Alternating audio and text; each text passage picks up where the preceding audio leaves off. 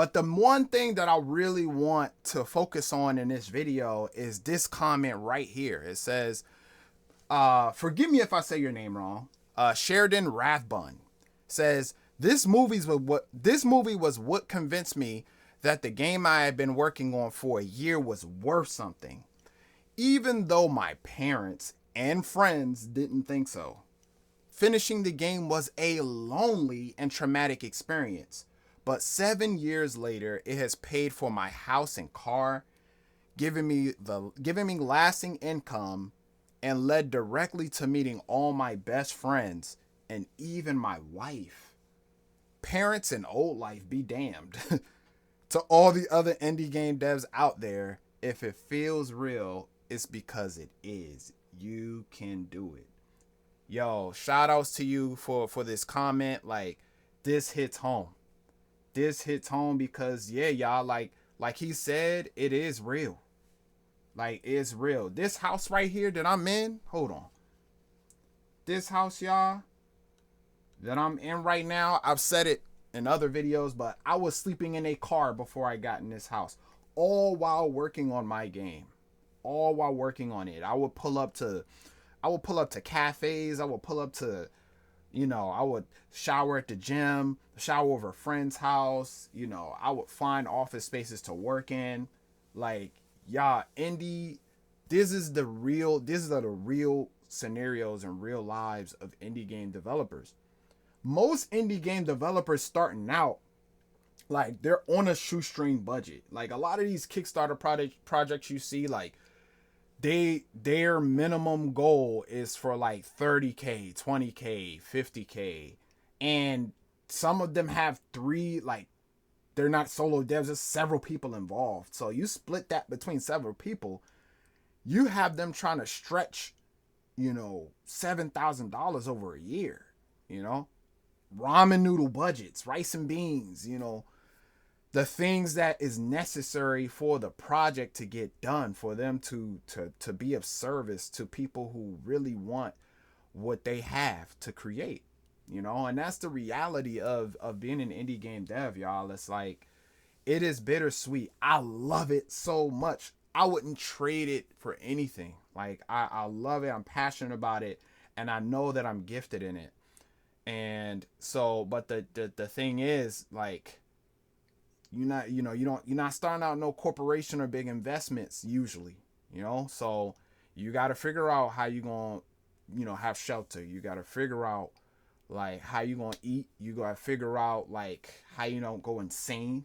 Like, when I started Seed, it was in an unfinished basement after I got laid off from AAA. And in that basement, I swear, I didn't know when it was daytime or nighttime. Like, there was like one window at the top near the ceiling, and like, it was depressing, y'all. I was living in that situation for about 2 to 3 years, I think.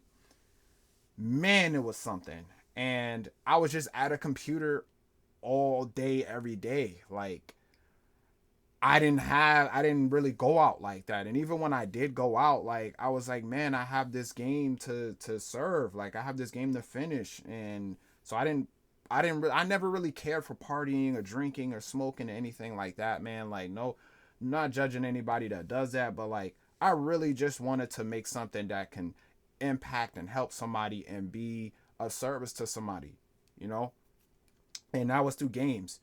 It's just like any musician, guitarist or any like, that's really, they want to share their gift usually with people. So yeah, that's just the reality of being an indie game dev. It's like, these are real life people who have to figure out how to survive in this world while simultaneously building something that requires music, level design, art.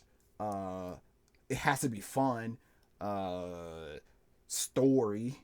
I mean, there's so many aspects. You're wearing dozens of hats, and you got to be the marketing person. You have to be able to build the systems for the business, and it's very rough. It's very rough, but it's worth it. Like this guy said in this comment, y'all, like he said, He said finishing the game was a lonely and traumatic experience, but several years later, it paid for his house and everything. He's married, he's got best friends and all that from that. Like, it's a payoff, y'all. It's very rewarding. So to all my indie game devs out there, if you are working on a game, I just want to tell you, keep going, keep your head up, do what you got to do to be calm, and no matter what breaks in the game, no matter what happens, and you, even if you're not an indie game dev, but you're dealing with something in your life, man. But this goes out to both of you, all of you. Like, keep going, man. I declare victory over your challenges.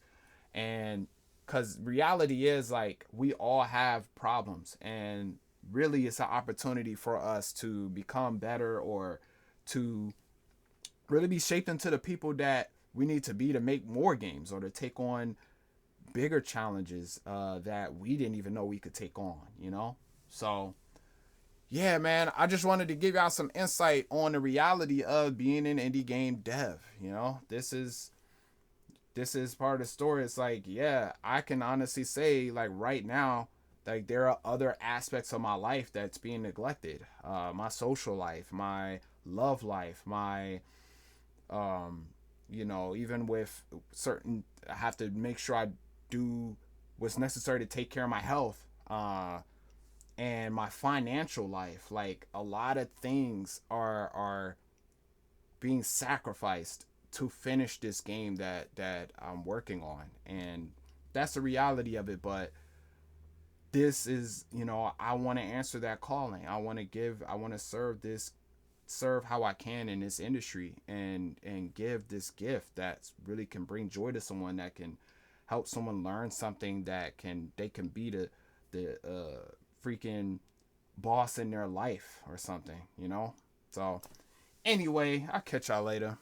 Peace and love.